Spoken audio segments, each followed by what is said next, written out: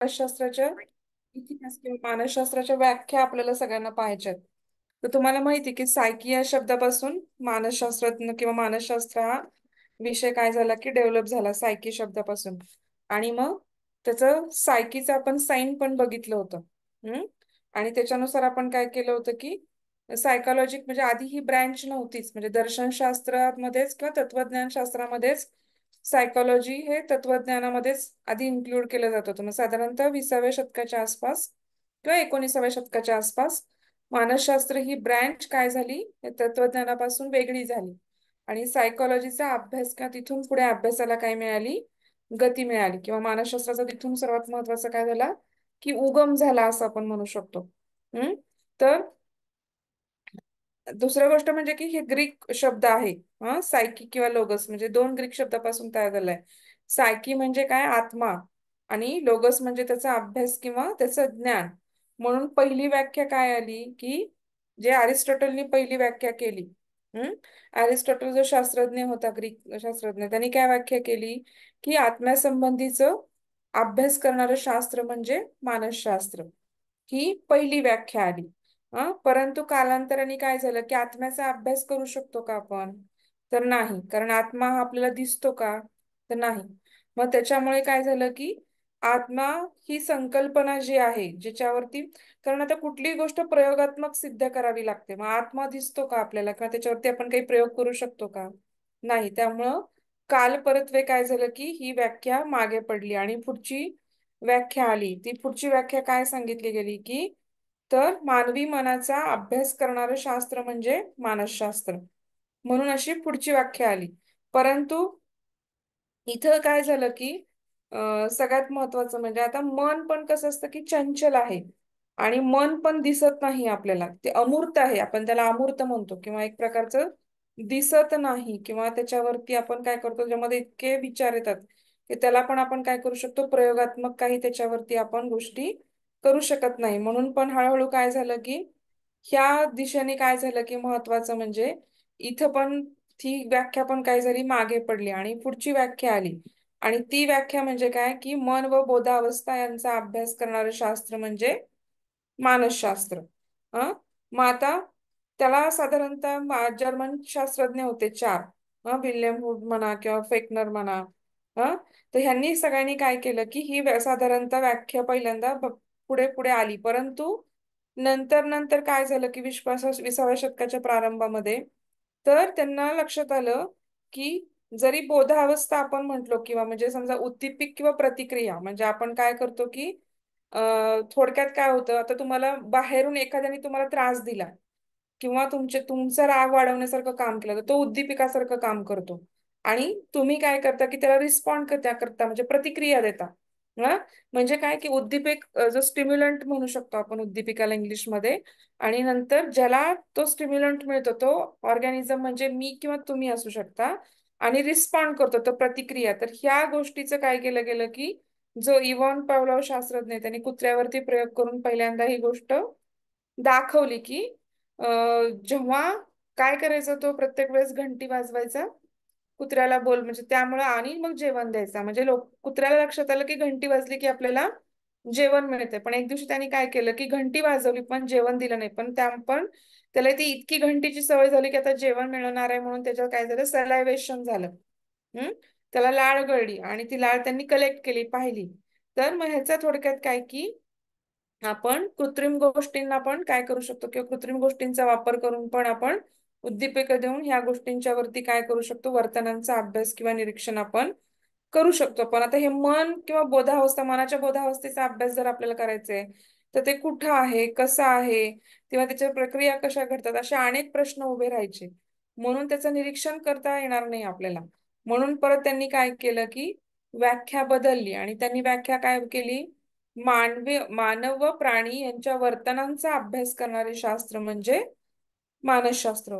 आता वर्तन म्हणजे काय, तर आपलं बिहेवियर किंवा आपलं वागणं, साध्या सोप्या सरळ भाषेमध्ये की आपलं वागणं किंवा आपलं जे काही आहे, आपण जे काही बिहेवियर करतो किंवा आपलं डेली लाईफ मध्ये आपण जसं वागतो, जसं बोलतो, त्याला आपण आपलं काय म्हणतो, वर्तन म्हणतो, आणि इंग्लिशमध्ये त्याला आपण बिहेवियर म्हणतो. मग त्यामुळं वर्तनवादाचं वर्चस्व आलं हळूहळू. काय झालं की वर्तनवादाचं वर्चस्व आलं, आणि मग ह्याच्यामध्ये आता बोधात्मक म्हणजे काय, तर कॉग्निटिव्ह एक्सलन्स असं इंग्लिशमध्ये म्हणतो आपण त्याला.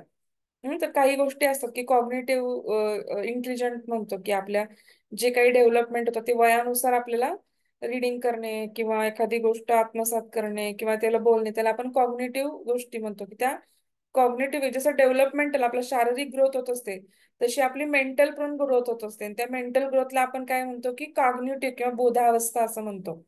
आणि ह्याच्या पुढचं म्हणजे मानवी प्राणी यांच्या वर्तनांचा अभ्यास करणार आहे. आता तुम्ही लक्षात घ्या की वर्तन बाहेरून जे आहे ते दिसतंय ते आपल्याला कळतं, त्या वर्तनाचा अभ्यास आपण करू शकतो. पण आपल्या मनामध्ये इतके विचार येतात जातात, बऱ्याच गोष्टी आपण काय करत नाही, एक्सप्रेस करत नाही किंवा आपण कळू देत नाही दुसऱ्यांना. मग त्या गोष्टींचं किंवा त्या गोष्टींचं निरीक्षण कसं करणार? म्हणून मग थोडक्यात काय, तर सजीवांच्या वर्तनांचा व बोधात्मक प्रक्रियांचा अभ्यास करणारे शास्त्र किंवा दिसणाऱ्या वर्तनांचा, निरीक्षणात्मक वर्तनांचा असं आपण म्हणू शकतो, की बोधात्मक आणि निरीक्षणात्मक वर्तनांचा अभ्यास करणारे शास्त्र म्हणजे मानसशास्त्र. ही व्याख्या काय झाली, पुढे आली. हा, तर हे मानसशास्त्राचा इतिहासामध्ये तुम्हाला काय लक्षात येईल, की मानसशास्त्र हे पूर्वी काय होतं, की कुठून आला हा शब्द, तर म्हणजे आपण आता दैनंदिन जीवनात वापरतो. हा, परंतु हळूहळू काय झालं, की तत्वज्ञानामध्ये सायकोलॉजीचं हे होतं. हळूहळू जसं काळ पुढे होत गेला तसं तसं सायकोलॉजी हा शब्द किंवा मानसशास्त्र ही शाखा काय झाली, ह्या गोष्टींपासून म्हणजे अरिस्टॉटल हे एक तत्वज्ञानी, जो अरिस्टॉटल ग्रीक तत्वज्ञ होता, त्यांनी हळूहळू काय केलं, की मानसशास्त्र किंवा ह्या गोष्टीला काय केलं गेलं, तिथून सुरुवात झाली. कारण का, सगळ्यात पहिल्यांदा काय केलं गेलं, की ते लोकांनी अभ्यास करायला चालू केली, की म्हणजे बाह्य ऊर्जा शक्तींचा इंद्रियावरती कसा परिणाम होतो, किंवा आपण कसं आपली स्मृती कशी काम करते, आपली स्मरणशक्ती कशी काम करते, किंवा आपल्या मज्जासंस्था, आपल्या मेंदूमधील होणाऱ्या प्रक्रिया, ह्या संवेग आपले, ह्या सगळ्यांचा अभ्यास करायला सुरू केलं. आणि मग ग्रीक साम्राज्यामध्ये काय झालं, की ह्याच्यामध्ये हळूहळू काय झालं, की धर्म आणि तत्वज्ञान ह्यापासून ही भागात काय, त्याच्या आधी पूर्वी अगदी दंतकथावरती म्हणजे सायकोलॉजीच्या लोकांना खूप, म्हणजे खूप, तुम्ही जर पूर्वी ऐकलं असेल तर माहित नाही, तर ते लोकांना मारून टाकायचे. असं जर्मनीमध्ये तर खूप लोकांना, जे वेडे आहेत समजून असं लोकांना मारून टाकलेलं आहे हिटलरनी. कारण त्यांचं जेव्हा मज्जा संस्थेवरचा कंट्रोल सुटतो, सायकोलॉजीमध्ये वेड लागलं, तर अशा लोकांना लोकांनी मारून टाकायचे पूर्वी. तर हळूहळू लोकांना कळायला लागलं की ह्याचं पण एक शास्त्र आहे किंवा ह्याचा पण अभ्यास करू शकतो, ह्याच्याने आपण पेशंटवरती ट्रीटमेंट करू शकतो. तर असं असं हळूहळू ते म्हणजे साहित्य आणि कलेमध्ये 15व्या शतकामध्ये रुची व्हायला लागली. नंतर हळूहळू सगळ्या ह्या कल्पना होत होत होत मग पुढे काय झालं, की तत्वज्ञानापासून सायकोलॉजी साधारणतः 16व्या शतकाच्या शेवटी किंवा 18व्या शतका 17-18व्या शतकाच्या आसपास सायकोलॉजी हा शब्द प्रथम उपयोगात आला, 16व्या शतकाच्या शेवटी. आणि मग सर्वात म्हणजे रुडॉल्फ गोल्फ म्हणून जो शास्त्रज्ञ होता, त्यांनी जो प्रयोग केला, आणि त्यांनी काय दिलं, की त्यांनी नाव दिलं की सायकी किंवा लोगस. म्हणजे काय, तर सायकोलॉजी म्हणजे सायकी म्हणजे आत्मा आणि लोगस म्हणजे अभ्यास किंवा ज्ञान. आणि हळूहळू पुढे म्हणजे जसं मनाचा अभ्यास, मग सायकी म्हणजे मन, किंवा पुढे पुढे सायकी म्हणजे बोधात्मक आणि मन, परत सायकी म्हणजे वर्तन आणि त्याचा अभ्यास करणं शास्त्र, असं ते पुढं पुढं पुढं पुढं व्याख्या काय होत गेल्या, डेव्हलप होत गेल्या. तर तुम्ही हे, तुम्हाला मी बऱ्यापैकी ह्या मोठ्या नोट्स दिल्यात, मी आता तुम्हाला हे शॉर्ट मध्ये रिवाइज केलं हे सगळं. नंतर जेवढ्या काही 6-7 व्याख्या आहेत आपल्या, त्या व्याख्या, आणि त्या वेळेस मी तुम्हाला ते मॅकडुडलनी कुठली व्याख्या सांगितली, कोणी कुठली व्याख्या, विल्यम हुंटनी कुठली सांगितली, प्रत्येक शास्त्रज्ञाचं नाव देऊन पण मी तुम्हाला नोट्स समोर ठेवा तुम्ही, म्हणजे तुम्हाला ते रिवाइज करताना अजून चांगलं लक्षात येईल. आता महत्वाचे दृष्टिकोन किंवा आपण त्यांना प्रवाह म्हणू शकतो किंवा वाद. मग ते वाद कोणकोणते, तर पहिला वाद काय आहे, की मानसशास्त्राने काय केलं, की जेव्हा पूर्वीच्या काळी अभ्यास करताना त्यांनी काय सांगितलं, की वेगवेगळ्या गोष्टींचा अभ्यास करत करत काही हे वाद डेव्हलप झाले. मग तो पहिल्यांदा वाद कोणता आहे, संरचनावाद. त्यालाच इंग्लिशमध्ये आपण काय म्हणतो, स्ट्रक्चरलिझम म्हणतो. म्हणजे 19व्या शतकाच्या शेवटी काय झालं, की जर्मन शास्त्र जो विल्यम वुंट आहे, तो संरचनावादाचा काय आहे, जनक आहे. तुम्हाला ते माहिती असेल, ते पुढचं लिपोझिक शहरामध्ये त्यांनी एक प्रयोगशाळा उभारली. आणि त्यांचा शिष्य कोण आहे, की एडवर्ड टिशनर. त्यांनी काय केलं, ते संरचनावाद म्हणजे काय, कशापासून प्रेरित झालेलं आहे तर रसायनशास्त्र म्हणजे आपलं केमिस्ट्री, त्याच्यापासून काय झालेलं आहे की उल्लेख किंवा त्याचा उगम झाला.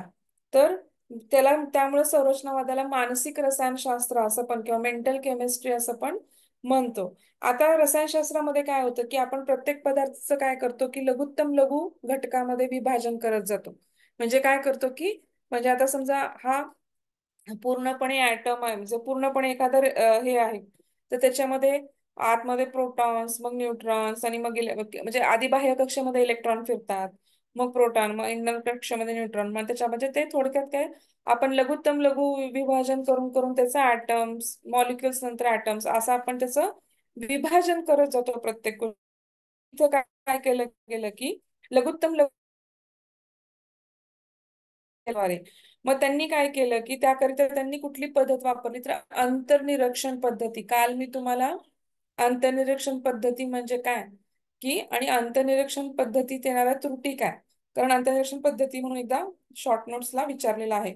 तर अंतर्निरीक्षण पद्धती म्हणजेच आपण त्याला काय म्हणू शकतो की इंट्रोस्पेक्शन किंवा आपलं स्वतःचं अंतर्मनाला किंवा आपण ह्याला काय करायचं की विचारांना आपल्या आपल्या विचारांचंच आपण अनालिसिस करायचं किंवा आपण त्याला तटस्थपणे पाहायचं.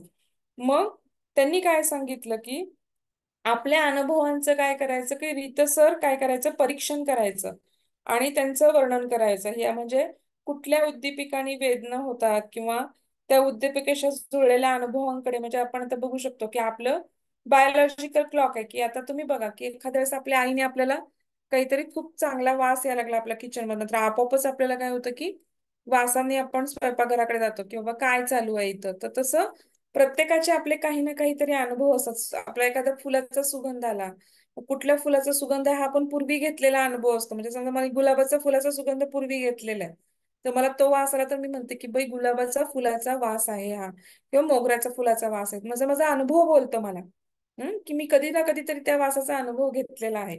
तर तसं काय होतं की मग कुठल्या उद्दीपिकाने कुठले विचार येतात किंवा कुठले अनुभव येतात किंवा त्या प्राप्त होणाऱ्या त्या विचारांकडे आपण लक्ष द्यायचं. आता बघा आंबा खातोय आपण, तर मग आंबा हे फळ आहे, मग ते वरून कसं आहे पिवळं आहे, मग ते गोल आहे. म्हणजे सगळी पिवळी फळं गोड असतात का, नाही. सगळी आता गोल फळ म्हणलं पिवळी फळं सगळीच पिवळी गोल आहेत का, नाही. काहीला आंबट आहेत, मग पपईला आंब असते. मग तसं इथं आपण त्यांचं लघुत्तम लघु विभाजन केलं म्हणजे फळ, गोड फळ, मग गोड फळामध्ये सगळी फळं आली जेवढी जेवढी गोड आहेत ती. त्यात परत काय आलं की पिवळं फळ, पिवळं फळ म्हणजे आंबा आलं. परत ते गोलाकार आहे, मग गोलाकार म्हणजे पपई वगैरे सगळं कॅन्सल झालं. मग की ते आंब्यासारखं म्हणजे आंबा असेल. आणि असं त्याचं आपण काय करतो डिव्हिजन डिव्हिजन करतो. तसं विचारांचं किंवा आपल्या ह्याचं काय करायचं, तर त्यांनी काय सांगितलं की टिश्नरनी काय सांगितलं की अनुभवांचे 3 घटक मांडले. कुठले कुठले 3 घटक मानले टिश्नरनी, तर फिजिकल म्हणजे भौतिक घटक मानले, नंतर भावनिक म्हणजे फिलिंगशी जे म्हणजे फिलिंगशी जे संबंधित आहेत भावनिक गोष्टींशी, तर त्यांना आपण भावनिक, भौतिक आणि प्रतिमा म्हणजे इमेजेस, त्या 3 गोष्टींना काय म्हणलं त्यांनी टिश्नरी अनुभवांचे 3 घटक म्हणले. म्हणजे भौतिक घटक कोणते आहेत, फिजिकल घटक कोणते आहेत, भावनिक म्हणजे फिलिंग्स कोणते आहेत, आणि प्रतिमा म्हणजे इमेजेस कशा. आणि त्याच्यानुसार त्यांनी काय केलं की प्रश्नांची उत्तरे शोधण्यास सांगितले, कसे किंवा काय किंवा का. आणि त्याच्यानुसार त्यांनी काय केलं की आणि मग नंतर परत त्याचं रेट्रोस्पेक्शन करायचं की पश्चावलोकन, त्या सगळ्या गोष्टींचं अनालिसिस करून परत त्याचं रेट्रोस्पेक्शन करणे म्हणजे काय, मराठीमध्ये आपण त्याला पश्चावलोकन म्हणतो. हा, तर पश्चात अवलोकन करणे किंवा पश्चावलोकन आपण असं म्हणू शकतो त्याला. परंतु ह्या पद्धतीमध्ये काय की जे प्राणी आहेत किंवा लहान मुलं आहेत किंवा मतिमंद व्यक्ती आहेत, त्यांना आपल्या भावनांचं अनालिसिस करता येईल का, नाही. लहान मुलं, त्यांची अजून बुद्धी तेवढी प्रगत नसते. मतिमंद मुलांची बुद्धीच कमी असते, तर त्यामुळे ते पण इंट्रोस्पेक्ट नाही करू शकणार. त्याच्यानंतर जे प्राणी आहेत, प्राण्यांना आपल्या भावना इंट्रोस्पेक्ट करता येतील का, तर नाही. तर आपल्या भौतिक अनुभवांचं ते काय करू शकत नाहीत, तर वर्णन करू शकत नाहीत. म्हणून काय केलं की संरचनावादाला काय झाला, अडथळा निर्माण झाला. आणि मग टिश्नरनी काय काय केलं की मग त्यांनी सांगितलं की काय सांगितलं की स्वतःला त्यांच्या जागी ठेवून विचार करा असं टिश्नरनी सांगितलं. म्हणजे मतिमंद मुलं किंवा लहान मुलं किंवा प्राणी, ह्यांच्या ह्यांचा बोधनात्मक भावनांचा विचार करताना किंवा अनुभवांचा विचार करताना तुम्ही असा विचार करा की तुम्ही त्यांच्या जागी आहात आणि मग तुमच्याकडे काय विचार आले असतील. हम्म. तर असा मार्ग काढला, परंतु अ, वर्तनवादी लोकांनी ह्याला काय केलं की पूर्णपणे खोडून काढलं. मग पुढे कार्यवाद किंवा फंक्शनॅलिझम आलं. हम्म. मग त्याचा जनक कोण आहे तर विल्यम जेम्स. आता पहिल्याचा कोण होतं, विल्यम उंट होते. आणि ते त्यांचा शिष्य कोण होता, टिशनर होता. आता ह्याच्यामध्ये कोण आहेत, फंक्शनॅलिझम किंवा कार्यवाद. कार्य म्हणजे फंक्शन असं लक्षात ठेवा, आणि वाद फंक्शनॅलिझमचा वाद. तर जेम्स काय होते की मुळात जीवशास्त्रज्ञ होते, आणि डार्विनच्या उत्क्रांतीवादाच्या सिद्धांताचा त्यांच्यावरती काय होता, खूप मोठा प्रभाव होता. मग जेम्सनी काय केलं की त्यांनी संरचनावादावरती खूप मोठ्या प्रमाणात टीका केली. त्यांनी काय सांगितलं की मानाच्या अनुभवांना लहान लहान घटकामध्ये विभाजन करण्याच्या ऐवजी त्यांनी त्याला उपमा कशाची दिली की एका वाहत्या नदीची उपमा दिली. म्हणजे समजा वरून पाणी वाहते कंटिन्युअसली, नदी कशी असते की एक संद वाहत असते. तर तिच्या थेंबा थेंबाचा अभ्यास करण्यापेक्षा आपण काय केलं शकतं की नदीच्या प्रवाहाचा, नदीच्या किनाऱ्यांचा किंवा त्यांच्या वळणांचा, त्यांच्या लहरीचा आपण एकत्रितपणे सगळा अभ्यास करणं गरजेचं आहे. म्हणजे त्यांचं असं म्हणणं होतं की आपल्या अनुभवांना सुद्धा आपण एकत्रितपणे पाहणं गरजेचं आहे. तेव्हा कुठेतरी आपण त्या अनुभवांचं अनालिसिस करू शकतो. त्याचं लघुत्तम लघु विभाजन केलं की त्याचं डिसेक्शन केल्यासारखं होतं, आणि आपल्याला जे काही हवंय ते त्याप्रमाणे मिळत नाही. म्हणून त्यांनी त्याला वाहत्या नदीची उपमा दिली की नदी कशी वाहते, तर तिच्या प्रवाहाचा वेग, तिचा वेग, तिचे किनारे, तिच्या लहरी, तिच्या लाटा, असं सगळं पूर्ण अनुभवात्मक एकसंध अभ्यास करायचा. का नदीच्या थेंबा थेंबाचा अभ्यास केला तर तसा अभ्यास होईल का नाही, पण जेव्हा नदी सगळी थेंब एकत्रित वाहते तेव्हा संपूर्णपणे नदी बघण्यामध्ये जो आनंद असतो किंवा जो अनुभव असतो तो एकेका थेंबामध्ये बघण्यात असेल का, नाही. तर तसंच हे मनातले विभाजन करणाऱ्या गोष्टींचं आहे. तर त्या अनुभवांना आपण एकसंध अनुभवायचंय, असं जेम्सचं मत होतं. आणि त्यांनी काय केलं, त्यांनी ह्या सगळ्या परिस्थितीचं कार्य करत काय केलं की मानसिक प्रक्रियामध्ये काय केलं त्यांनी की जतन म्हणजे अनुभवांचं जे अध्ययन आहे त्याचं काय केलं, त्यांनी जतन केलं, त्याचं संघटन केलं, आणि मानसिक प्रक्रियांचा काय केला की अभ्यास केला. आणि त्यांचं मत होतं की कार्यवादींच्या मते काय होतं की प्रतियोजक म्हणजे अडॅप्टिव्ह ज्या गोष्टी आहेत, म्हणजे ज्या परिस्थितीशी समायोजन अडॅप्टिव्ह म्हणजे काय, तर अडॅप्टेशन म्हणतो आपण की त्या परिस्थितीला किंवा त्या वातावरणाला, ते परिस्थिती. तर थंड प्रदेशातले प्राणी बघितले का तुम्ही, त्यांच्यावरती काय असतात, केस असतात. तर ते अडॉप्टेशनसाठी असतात, कारण तिथल्या थंडीपासून बचाव करण्यासाठी त्यांच्याकडे काय होतात की आपोआपच अंगावरती केसाळ हे येतं, आच्छादन येतं. तर तसं प्रत्येक तुम्ही बघता प्रत्येक ठिकाणी अडॉप्टेशन असतं. तर तुम्ही वनस्पती पण बघता की वाळवंटामध्ये काटेरी वनस्पती जाड थिक अशा ह्याच्या असतात, का असतात, तर त्याच्यामध्ये त्यांना पाणी साठवून ठेवायचं हे असतं. वाळवंटामध्ये उंट सापडतो तो ते अडॉप्टेशन साठी की तो डोळ्यांना किंवा त्याच्या झापड, वाळू जरी उडली तरी झापड असते, किंवा त्याला हंप असतो, तो हंप मध्ये पाणी साठवतात, त्याची हाईट उंची जास्त असते कारण खालनं येणारी हीट त्याच्या शरीराला लागू नये म्हणून. तर तसं अडॉप्टेशन साठी आपण परिस्थितीशी समायोजन करण्यास व्यक्तीला काय करतं, हे काय वर्तन काय असतं आपल्याला मदत करतं. आपलं जे वर्तन आहे ते बाह्य परिस्थितीशी प्रतियोजक किंवा समायोजन करायला आपल्याला व्यक्तीला मदत करते. काही अडचण आहे का? नाही ना. बर. तर त्यांचं असं म्हणणं आहे की म्हणून अनावश्यक घटकांना वगळून किंवा प्रतियोजना करता म्हणजे आपल्या समायोजन करायला जे घटक महत्वाचे आहेत त्यांच्यावरतीच आपण लक्ष केंद्रित केलं पाहिजे. आणि त्यांचं थोडक्यात काय म्हणजे एकंदरीत त्यांचा भर कशावरती होता, तर आपलं जे प्रवर्तन आहे किंवा प्रतियोजित जे वर्तन आहे याच्या कार्यावरती त्यांचा सगळ्यात मोठा काय होता, फोकस होता, किंवा त्यांचा सगळ्यात मोठी त्यांचा तो त्यांची ती ऍसेट होती त्यांच्या वादाची. आणि त्यांनी काय झालं की पण आधुनिक बोधात्मक शास्त्र जे काय आवलं की त्याच्यामध्ये मुळे काय होतं की कार्यवादामध्ये बोधात्मक शास्त्र पण थोड्या थोड्या प्रमाणामध्ये कॉग्निटिव्ह डेव्हलपमेंट, आपण जी मेंटल डेव्हलपमेंट, आपली फिजिकल ग्रोथ एक असते म्हणजे आपल्या शरीराची वाढ होणार, आणि आपली बौद्धिक वाढ त्याला आपण कॉग्निटिव्ह डेव्हलपमेंट म्हणतो. तर ती वाढ त्याचा बोधात्मक ह्याचा पण काय होतं की त्यांच्या कार्यवादामध्ये बराच प्रभाव काय होतो, दिसून येतो. आता पुढचा आपण तिसरा वाद काय बघणार आहोत की समग्राकृती वाद किंवा जेस्टल सायकोलॉजी आपण बघणार आहोत. तर जेस्टाल्ट सायकोलॉजी मध्ये आपण काय पाहणार आहोत, तर जेस्टाल्टलाच काय म्हणलं जातं, जर्मन शब्द आहे तो जेस्टाल्ट, आणि त्यालाच आपण जर्मन शब्दाला समग्र किंवा संपूर्ण असा अर्थ होतो. मग जे मॅक्स वर्दमायर आहेत, ह्याचे जनक कोण होते, तर मॅक्स वर्दमायर यांनी काय केलं, समग्रकृतीवादाची स्थापना केली 1912 मध्ये. मग त्यांनी, त्यांचे मित्र कोण होते, दोन शिष्य होते त्यांचे, कर्ट कोफा आणि कोहलर. तर त्यांच्या समग्र कृतीवादामध्ये त्यांनी काय केलं की त्यांनी साधारणतः तुम्हाला मी सांगितलं होतं की जे ज्ञानेंद्रिय आहेत आपली, हा ज्ञानेंद्रियांचं काय असतं, तर ज्ञानेंद्रियाचं ज्ञान ग्रहण कसं करतो आपण, तर आपल्या ज्ञानेंद्रियामार्फत आपण त्या वस्तूला पाहतो किंवा ऐकतो किंवा बघतो, आणि त्याच्याद्वारे आपल्या मज्जासंस्थेमध्ये ते गोष्टी जातात, ब्रेनकडे जातात, आणि ब्रेन कडून आपल्याला परत रिफ्लेक्सेस येतात. तर ही गोष्ट काय करते ऍक्च्युली, ही ज्ञानग्रहणाची पूर्ण प्रक्रिया असते. पण त्यांचं काय म्हणणं होतं की हे जे वेदनीय अनुभव आहेत किंवा परिस्थिती आपण लहान घटकामध्ये पाहता, संपूर्ण परिस्थितीचा आपण काय करायला पाहिजे, एकत्र विचार करायला पाहिजे किंवा होल, प्रत्येक गोष्ट आपण होल पाहिली पाहिजे.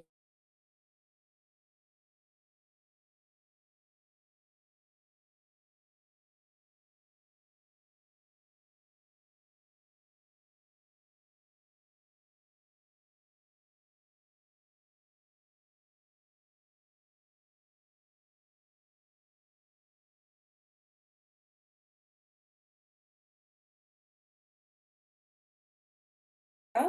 त्यांनी संपूर्ण परिस्थिती विचार किंवा होल असं विचार केला पाहिजे. त्यांचं असं म्हणणं होतं की आपण कसं आंब्याची फोड केली की गोड फळ, मग ते पिवळं फळ आहे, मग ते गोलाकार आहे, मग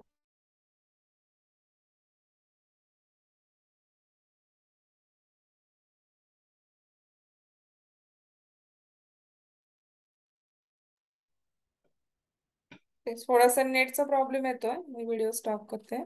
तर त्यांनी काय केलं की थोडक्यात त्यांनी काय केलं की समग्रकृतीवादामध्ये की ह्या सगळ्यांना असं वेगवेगळं न मांडता त्यांनी काय केलं की साधारणतः त्यांनी हे सगळ्यांना एकत्रपणे पहा असं आपल्याला काय केलं, सांगितलं. म्हणून त्याला समग्रकृतीवाद किंवा पूर्ण संपूर्ण समग्र किंवा संपूर्ण असं आपण त्याला नाव दिलं. आता समग्र कृतींच्या मते काय आहे की अ, उद्दीपिका आहेत आपल्या, आता प्रत्येक आपण मागच्या वेळेस पाहिलं की त्यांनी उदाहरण काय दिलं की समजा दोन दिव्यामधील अंतर जर कमी जास्त असेल तर ते अत्यंत अल्पतर किंवा कालांतराने उघड बंद केले तर दिवा काय करतो, आपल्याला इकडून तिकडे धावताना फोटो की सगळ्या फिल्म्स पळवल्या ऍक्च्युली, पिक्चर मध्ये त्या फिल्म एकदम फास्ट आपल्या समोरून डोळ्यासमोरून नेलं त्यामुळे इल्युजन निर्माण होतं डोळ्याला, आणि मग आपल्याला काय करतं, ती गोष्ट धावताना दिसते. तसंच दिव्याचं पण आहे, दोन दिव्यामधील अंतर आपण कमी असलं आणि हळूहळू आपण काय केलं की कालांतराने ते उघड बंद केलं तर एकच दिवा आपल्याला काय होतो की इकडून तिकडे धावताना दिसतो.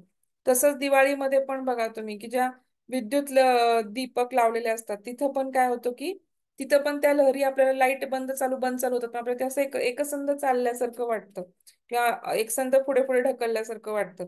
तर तसं समग्र कृतींच्या मते काय आहे की गती हा उद्दीपकाचा गुणधर्म नाही, तर गती आहे ना, ती गोष्ट पळती असं वाटतं आपल्याला, गती दिसते आपल्याला, पण हा गुणधर्म नसून काय होतं की संपूर्ण परिस्थितीमध्ये समग्रतेचं किंवा त्याचं वैशिष्ट्य आहे. त्याप्रमाणेच म्हणजे जसं कॅमेऱ्यामध्ये आपल्याला टीव्ही मध्ये मूवी पळताना किंवा मूवीचे पिक्चर आपण पाहतो तर ते सगळ्या गोष्टी ऍक्च्युली फास्ट मध्ये स्लाइड्स किंवा पिक्चर्स ते असे असे मूव्ह करतात, त्याच्यामुळे आपल्याला त्यांना गती दिसते. पण हा गती हा भाग मूळ दिसतो असतो का, त्यामध्ये नाही.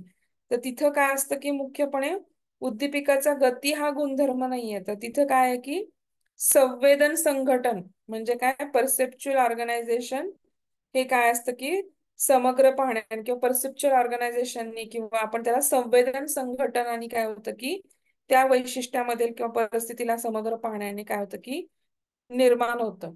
म्हणजे समजा आता ए अक्षर आपण काढलं त्याचं संवेदन इंग्रजीतील अक्षर असेच होईल. हा, जर आपण ए काढला तर आपल्याला काय माहित, आपल्या लक्षात काय येईल की आपल्याला संवेदना काय होईल की इंग्रजीतलं ए हे मूळाक्षर किंवा त्यातलं एक अक्षर आहे. हं, पण समजा आपण असा पण विचार करू शकतो ना, तीन काड्या एकमेकांना जोडल्यात, असा दिसेल का आपल्याला शब्द? नाही दिसणार. का नाही दिसणार? कारण आपल्याला असं शिकवलेलं आहे.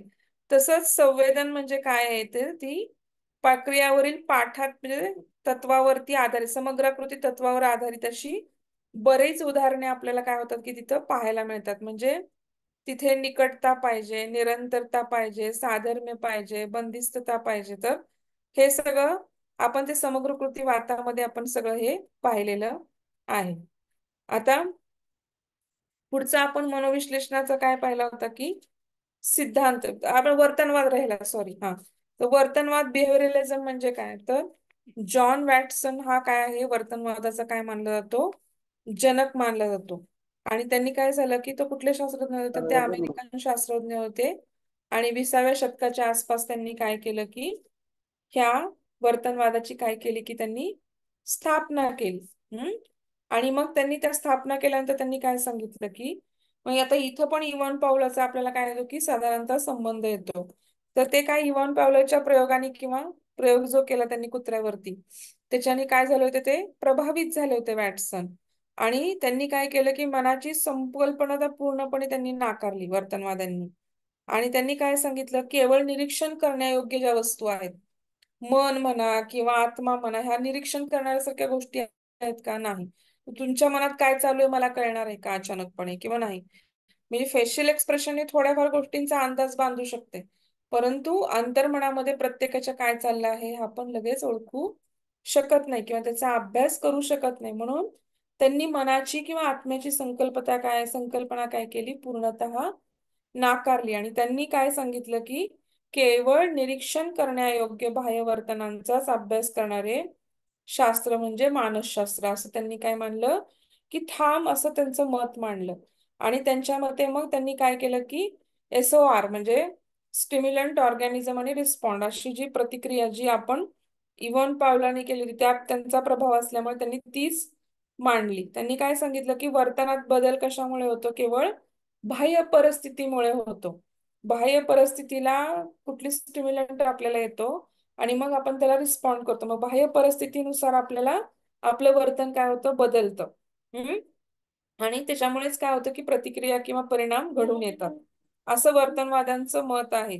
आणि त्यांनी काय सांगितलं की प्रतिक्रियेच्या परिणामी काय होतं की आपण प्रतिक्रिया जी देतो त्याच्यामुळे काय होतं की प्रबलन होतं. प्रबलन म्हणजे इंग्लिशमध्ये काय, रिएन्फोर्समेंट.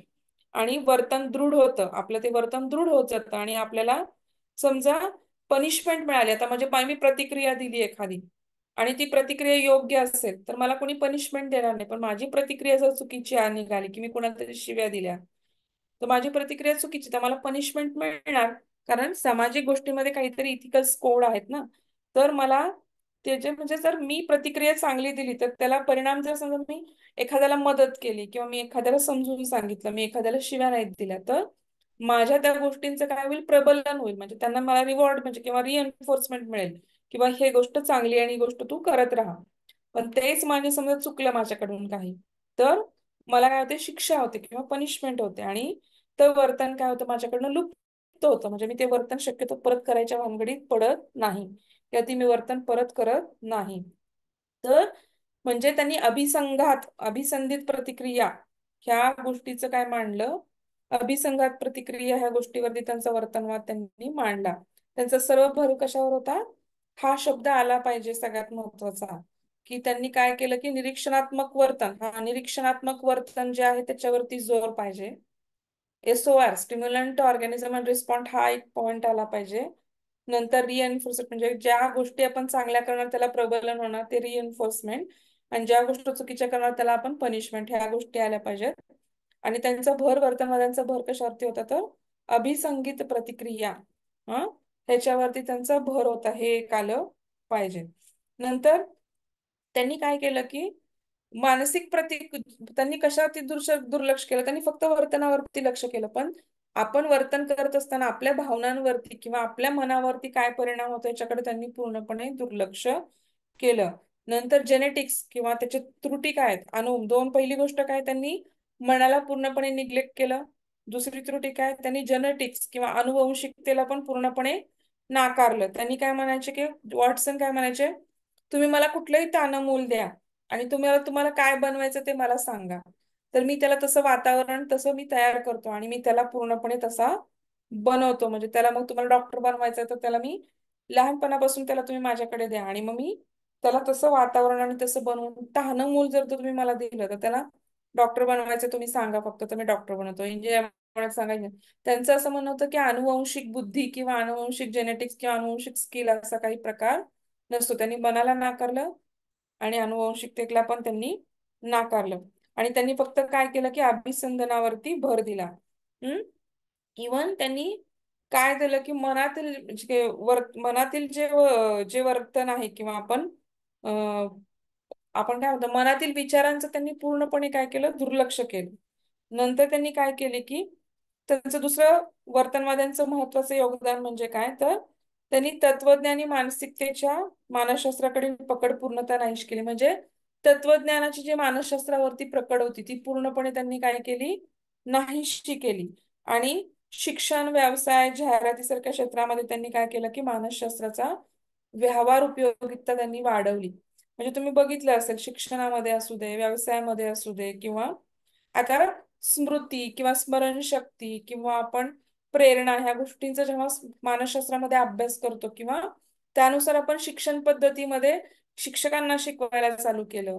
मुलांना कसं शिकवायचं हे शिक्षकांना ट्रेनिंग दिलं गेलं आणि त्या सायकॉलॉजीच्या मुलांची सायकॉलॉजी पाहून किंवा मुलांना कसं लवकर समजेल अध्ययन म्हणजे ज्ञानग्रहण किंवा अध्ययन क्षमता कशी वाढवायची किंवा टीचिंग स्किल कशा वाढवायच्या इथं मानसशास्त्राचा व्यावहारिक उपयोग झाला. त्याचप्रमाणे व्यवसायामध्ये पण काय की लोकांची मानसिकता काय आहे लोकांची टेंडन्सी काय आहे मग त्यानुसार की व्यावसायिकता बदलली गेली आणि ऍडव्हर्टाईज मध्ये पण कलर्स वापरणे किंवा माणसांच्या मनाची पकड घेणारे किंवा अट्रॅक्ट करणाऱ्या जाहिराती निर्माण करणे.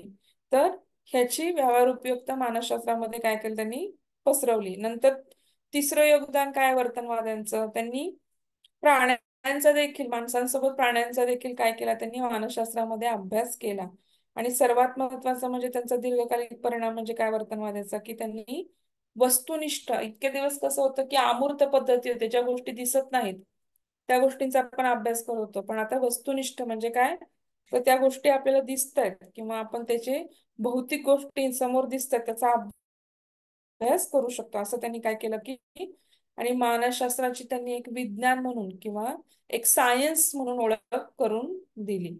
हम्म आता आपण हे सगळं काय पाहिलं वर्तनवाद पाहिला आणि इथं एक प्रकार अजून मनोविश्लेषणवाद पण इथे लिहू शकतो बरं का संरचनावादामध्ये म्हणजे आपण हे सगळे जे वाद बघितलेत आपण पुढे सिग्मंड फ्रॉइडचा अभ्यास करणार होतो म्हणून आपण ह्यात वाद सांगितला नाही पण मनोविश्लेषणवाद ह्याच्यामध्ये पण आपण सांगू शकतो. मग स्मॉल ह्याच्यामध्ये त्यांनी सांगू शकतो की 19व्या शतकाच्या आसपास आपण काय केलं की सिग्मंड फ्राईडनी काय केली की साधारणतः त्यांनी काय केले की शारीरिक विकासामागील मानसिक कारणे त्यांनी शोधून काढली आणि त्यांनी काय सांगितले की बहुतांश विकार काय असतात आंतरिक पिढेचे असतात. म्हणजे मानसिक त्रास झाल्यामुळं की शारीरिक विकार होतात कारण ते न्यूरोलॉजिस्ट होते ते काही सायकोलॉजिस्ट नव्हते आणि त्यांच्याकडे रेफरल पेशंट काय यायचे की न्यूरोलॉजी ज्यांचं काहीच कारण निदान झालेलं नाही सगळे रिपोर्ट्स नॉर्मल आले आणि तरी पण त्यांना न्यूरोलॉजिकल प्रॉब्लेम आहेत असे त्यांच्याकडे लोक यायची. मग ह्याचं कारण काय हे शोधताना त्यांच्या लक्षात आलं की मनामध्ये कुठेतरी मानसिक विकारांचं रूपांतर एक त्यांच्या शारीरिक विकारांमध्ये होतंय आणि हे त्यांना पहिल्यांदा लक्षात आलं. मग त्यांनी काय केलं की मनोविश्लेषणाचा किंवा सायको अनालिसिसचा त्यांनी अभ्यास सुरू केला. त्याला मराठीत आपण मनोविश्लेषणवाद असं म्हणू शकतो.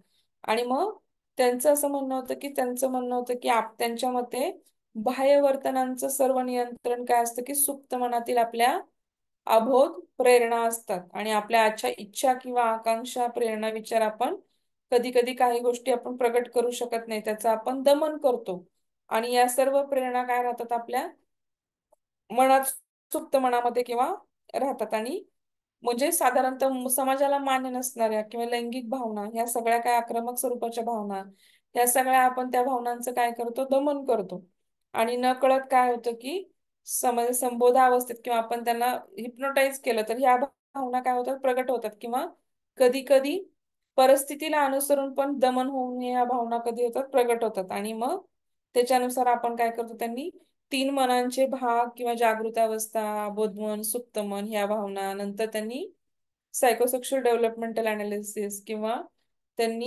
इगो, अहंकार, जी संरक्षण यंत्रणा आहे तिच्यासाठी काम करणाऱ्या 7 गोष्टी, ह्या सगळ्यांचं अनालिसिस त्यांनी काय केलं, म्हणजे त्यांनी त्याचा वाद मांडला. पण त्यांच्या पट्टशिष्यांनी, जे कार्ल युंग आहेत किंवा अल्फ्रेड ऍड्रल आहेत, त्यांनी काय केलं पुढे, ह्या विश्लेषणवादी मानसशास्त्राची काय केली की त्यांनी बऱ्यापैकी काही गोष्टींचं खंडन केलं आणि त्याच्यामध्ये बऱ्याच नवीन गोष्टी ऍड केल्या. हम्म हे आपण आता आज काय पाहिले, सगळे साधारणतः वाद पाहिले. आणि सगळ्यात पहिल्यांदा आपण त्यांच्या काय पाहिल्या की व्याख्या पाहिल्या. आता सगळ्यात पुढचं गोष्ट म्हणजे आपण तिसरी गोष्ट काय, तुम्हाला तर सगळ्यांना माहिती की साधारणतः ह्याच्या आपण काय म्हणू शाखा बघणार आहोत मानसशास्त्राच्या शाखा आणि त्यांची व्याप्ती. हा म्हणजे कुठल्याही ज्ञानामध्ये काय असतं की कुठल्याही विषयातील जे आपलं ज्ञान आहे त्याचं काय होतं की व्यवहारामध्ये उपयोगिता काय गेली, वाढत गेली की त्यामध्ये आपोआपच शाखांची काय होते, निर्मिती होत जाते. म्हणजे आता अभियांत्रिकी जर आपण शाखा घेतली तर त्याच्यामध्ये मेकॅनिकल इंजिनियर, इलेक्ट्रॉनिक इंजिनिअरिंग किंवा aeronautical engineering, chemical engineering, civil engineering branches का बघतो आपण, तर त्याच्यामध्ये इव्हन डॉक्टर पण घेतलं तरी आपण डोळ्याचे डॉक्टर, कानाचे डॉक्टर, कारण ते ऍडव्हान्स आहे, कारण त्या त्या गोष्टींचं ऍडव्हान्स आहे. तर इंजिनियर जरी झाला तरी आपण काही मेकॅनिकल गोष्टींमध्ये आपण त्यांचं काय असतं किंवा इलेक्ट्रॉनिक मध्ये त्यांचं ते प्रत्येकाचं आपापल्या शाखानुसार आपलं आपलं एक्सपर्टीज असतात. तसंच सायकोलॉजीचं पण काय झालं की पुढे पुढे हळूहळू काय होणार की म्हणजे जशी जशी त्याची उपयोगिता वाढत गेली व्यवहारामध्ये तशा तशा त्याच्या शाखा निर्माण होत गेल्या.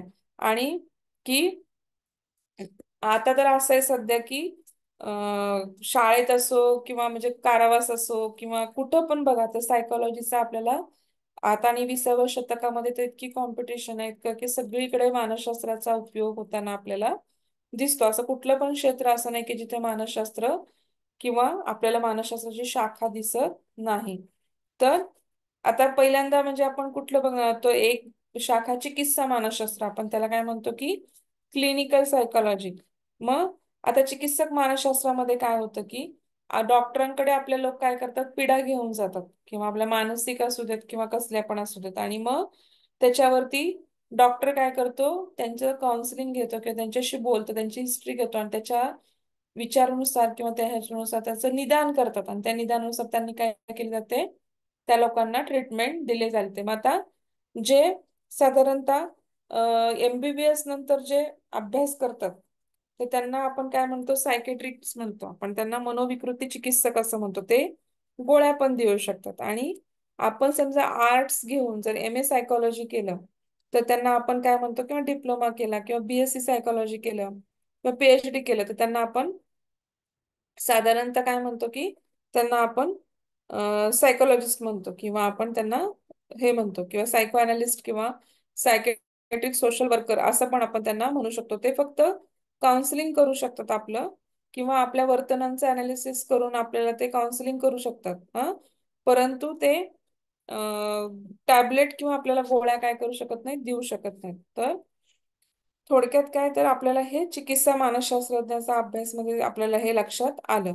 त्याच्यानंतर पुढचं काय आलं की सहमंत्रण मानस किंवा काउन्सिलिंग सायकोलॉजी म्हणून आलं.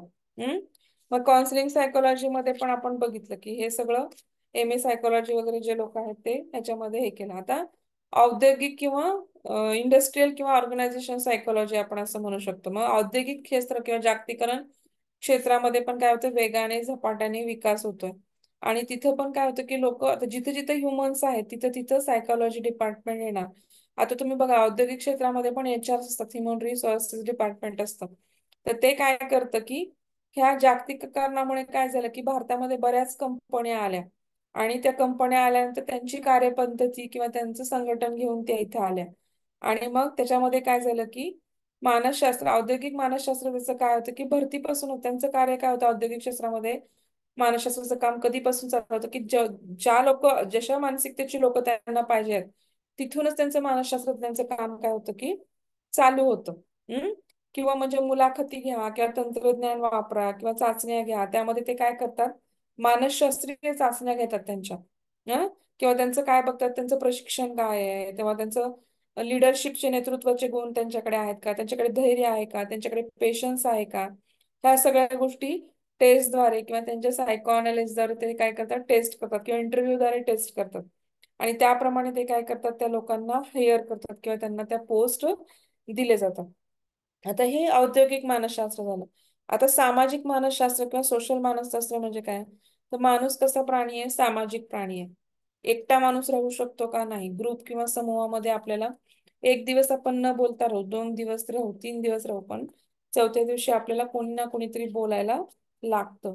म्हणजे इथं जन्मल्यापासून ते मरेपर्यंत आपल्या संपर्कात कुणी ना कुणीतरी येत असतं. मग ते आपले नातेवाईक असतील, आपले मित्रमैत्रिणी असतील किंवा समाजामध्ये असलेली सगळी लोक असतील, आणि त्यांचा आपल्यावरती काय होतं की सातत्यानं प्रभाव पडत असतो. म्हणजे आपली संस्कृती, आपली नीतिमूल्य, आता आपल्या अमेरिकेत जी आहे ती संस्कृती ती आपल्याकडे आहे का? नाही. पण आपलं वातावरण, आपलं जडणघडण, आपली सगळी गोष्टी काय आहेत, आपल्या वेगवेगळ्या आहेत. आपली नीतिमूल्य, आपल्या प्रेरणा, आपल्या अभिव्यक्ती किंवा भावना, ह्या सगळ्यांचं काय होतं की सातत्याने काय होत असतं की या सर्व घटकांचा आपल्या अभिरुची आणि आपल्या अभिवृत्तीवरती काय होत असतो, परिणाम होत असतो. आणि त्यामुळे काय होतं की सामाजिक घटकांचा पण आपल्या मनावरती किंवा आपल्या वर्तनावरती किती नाही म्हणला तरी परिणाम होतो. आणि त्याचा अभ्यास करणारं जे शास्त्र आहे, आपण त्याला काय म्हणतो की सामाजिक मानसशास्त्र असं आपण म्हणतो. नंतर पुढचं काय, शैक्षणिक किंवा एज्युकेशनल सायकोलॉजी. आता शैक्षणिक मध्ये काय होतं की बालवाडीपासून किंवा अंगणवाडीपासून आपण म्हणू शकतो की आपण 11वी 12वी पर्यंत तिथं काय होतं की, तर इथे शिक्षक आणि पालक आणि मुलं हे त्रिसूत्री आहे. या तिघांकडे पण कसं असतं की, म्हणजे आपण समजा बालवाडीतच शेक्सपियरच्या कविता किंवा आपण जर शिकवायला लागलो मुलांना, तर ते किंवा आईन्स्टाईनचा सिद्धांत शिकवायला लागलो तर मुलांना समजेल का? नाही. तर साधारणतः मुलांचा कुठल्या वयामध्ये कुठला बौद्धिक विकास आहे आणि मग त्याच्यानुसार कसा अभ्यास बनवायचा, तर हे काय करायचं असतं की हे पाहणं अत्यंत गरजेचं असतं. आणि त्यानुसार काय करतं, शैक्षणिक क्षेत्रामध्ये पण मानसशास्त्र काय करत असतं, काम करत असतं. किंवा शिक्षकांनी मुलांना कुठल्या पद्धतीने, मग आता ऑडिओ व्हिज्युअल्स गोष्टी आल्या की प्रोजेक्टर्स आले किंवा युट्यूब चॅनल्स आले किंवा आपल्याला बऱ्याच गोष्टी आपण प्रॅक्टिकली मुलांना करून दाखवतो किंवा प्रयोगशाळा आल्या, ह्या सगळ्या गोष्टींचा वापर करून आपण मुलांना सोप्या भाषेमध्ये सांगणं आलं किंवा सहजपणे आपल्या मातृभाषेमध्ये सांगणं आलं, किंवा हे सगळ्या गोष्टींनी हळूहळू काय झालं की मानसशास्त्र, शालेय मानसशास्त्रामध्ये ह्या सगळ्या गोष्टींचा अभ्यास किंवा सगळ्या गोष्टींचा विचार किंवा विद्यार्थ्यांच्या समस्या, शिक्षकांच्या समस्या, ह्याच्यावरती पण अभ्यास आणि मार्गदर्शन पूर्ण शैक्षणिक मानसशास्त्रामध्ये काय केलं आलं, करण्यात आलं. आता वैकसिक मानसशास्त्र किंवा डेव्हलपमेंटल सायकोलॉजी. आता तर तुम्ही प्रत्येक घरामध्ये ऐकता की कोण म्हणतं की आमचा मुलगा ना जरा खूप उशिराच चालायला लागला किंवा खूप उशिरा बोलायला लागला. म्हणजे काही जण म्हणतात की माझा मुलगा 9व्या महिन्यामध्येच चालायला लागला पकडून पकडून. कोण म्हणतं की, म्हणजे असं प्रत्येकाच्या डेव्हलपमेंटल स्टेजेस काय असतात की वेगवेगळ्या असतात. तसं लवकर किंवा उशिराचा अंदाज आपण कधी बांधू शकतो की आपल्याकडे काहीतरी सगळ्यांचा अभ्यास करून काहीतरी प्रमाण आपल्याकडे एकत्र असेल तेव्हा आपण त्याचा अंदाज बांधू शकतो की ह्या वयाला मूल मान धरतं, ह्या वयाला मूल पालथं पडतं, ह्या वयाला मूल बसायला लागतं, ह्या वयाला मूल रांगायला लागतं, ह्या वया मूल डोळ्याला डोळे घालून बोलणं, किंवा म्हणजे आता ह्या सगळ्या फिजिकल डेव्हलपमेंट किंवा मोटार डेव्हलपमेंट झाल्या. परंतु बुद्धीच्या पण डेव्हलपमेंट्स असतात की डोळ्याला डोळे लागून बोलणे, आपण टिचकी वागवली की कानाकडे आवाज देऊन इकडे तिकडे लक्ष देणे किंवा हसणे, किंवा आपण बोलताना मुलं हुंकार भरतात. हम्म. कॉग्निशन. तर ह्या कॉग्नेटिव्ह डेव्हलपमेंटमध्ये पण काय झालं की, म्हणजे बालावस्था आली, पौगंडावस्था आली, किशोरावस्था आली, प्रौढावस्था आली, वृद्धावस्था आली. तर ह्या सगळ्यांचा प्रत्येक ह्याच्यामध्ये वैकसिक समस्या असतात का नाही. ऍडोलसंट पिरियड मध्ये हार्मोनल ग्रोथचा प्रॉब्लेम असतो, मुलं ॲरोगंट्स असतात, मुलं रिबेलियस होतात. लहानपणामध्ये 5 वर्षापर्यंत मुलं ऐकण्यात असतात. म्हणजे प्रत्येकाच्या डेव्हलपमेंट स्टेजेसनुसार मानसिक पण बदल होत असतात. तर त्याचा अभ्यास करणाऱ्या शास्त्र म्हणजे आपण वैकसिक मानसशास्त्र असं पण म्हणू शकतो. नंतर पुढचं काय आलं आपलं, प्रायोगिक मानसशास्त्र. हा की एक्सपेरिमेंटल सायकोलॉजी. मग याच्यामध्ये काय होतं की विज्ञानाचे दोन प्रमुख भाग पडतात. तुम्हाला माहिती आहे सगळ्यांना की एक रिसर्च इन्स्टिट्यूट्स असतात जिथं संशोधन सारखं सारखं होत असतं, आणि दुसरं त्या संशोधनांचा उपयोग केला जातो. तर आता एडिसननी काय केलं, प्रयोगशाळेमध्ये वीज निर्मिती केली आणि त्याचा वापर काय केला झाला की त्याचा हळूहळू पुढे उपयोग झाला. पण ते त्यांनी आधी रिसर्च केला, त्याचा रिसर्च सेंटरमध्ये संशोधन केलं आणि मग नंतर त्याचं काय केलं की पुढं वापर करणे किंवा तो वापरायचा कसा. आता जरी संशोधन केलं तरी ती वीज तारेतून वाहत नेणे किंवा त्यासाठी वेगवेगळे खांब उभारणे किंवा त्याच्यासाठी तारा टाकणे, मग सगळ्यात कंडक्टर चांगला कोणता आहे, ह्या सगळ्या गोष्टी प्रयोगाने सिद्ध होणार ना नंतर. तर हे हळूहळू काय करतो, त्याची उपयोजिता काय आहे बघून आपण त्याचं काय करतो की त्या गोष्टींचा किंवा तसंच ह्या इथं काय करतो आपण, आता ही बाह्य उदाहरणं झाली. तसंच इथं व्यक्तीच्या वर्तनांचा, मूळ घटकांचा अभ्यास काय केला जातो की मानसशास्त्रामध्ये केला जातो. प्रायोगिक म्हणजे आंतरिक किंवा बाह्य घटकांच्या वर्तनांचा परिणाम माणसावरती कसा होतो त्याचं संशोधन केलं जातं आणि त्याचा अभ्यास केला जातो. आणि मग मग ते कुठल्या कुठल्या गोष्टी आल्या म्हणजे अध्ययन आलं, मग आपली स्मृती आली, मग आपल्या प्रेरणा आल्या, आपल्या संवेदना आल्या. ह्या सगळ्या गोष्टींचा काय केला जातो, मानसशास्त्रामध्ये अभ्यास केला जातो. आणि विविध सिद्धांत वापरून, नियम वापरून काय केलं जातं की मानसशास्त्र काय करत असतं की त्या ठिकाणी प्रशिक्षण देण्याकरता आपल्याला कृतीतून किंवा संशोधनानंतर बऱ्याच गोष्टी किंवा बऱ्याच चाचण्या डेव्हलप होतात. आणि मग आपल्याला, आता तुम्ही रिसर्च मेथडॉलॉजी पेपर घेतला असेल तर तुम्हाला लक्षात आलं असेल की आपण जे काही प्रश्नावली घेतो ती आपण आपली बनवू शकत नाही. तर संशोधनाअंती रिसर्च लोकांनी जी प्रश्नावली बनवलेली आहे ती प्रश्नावली किंवा ते आपल्याला वापरावं लागतं. आपण स्वतःच्या मनाने कुठलेही प्रश्न घेऊ शकत नाही. कारण का, तर ते संशोधनाअंती त्यांनी प्रश्न बनवलेले असतात आणि ते प्रश्न त्यांनी खूप गोष्टींच्यावरती परिणाम करून त्याचा अभ्यास करून त्या गोष्टी बनवलेल्या असतात. आणि मग आपण त्याचा उपयोग काय करतो, आपल्या संशोधनासाठी करतो. हम्म तसंच आहे हे.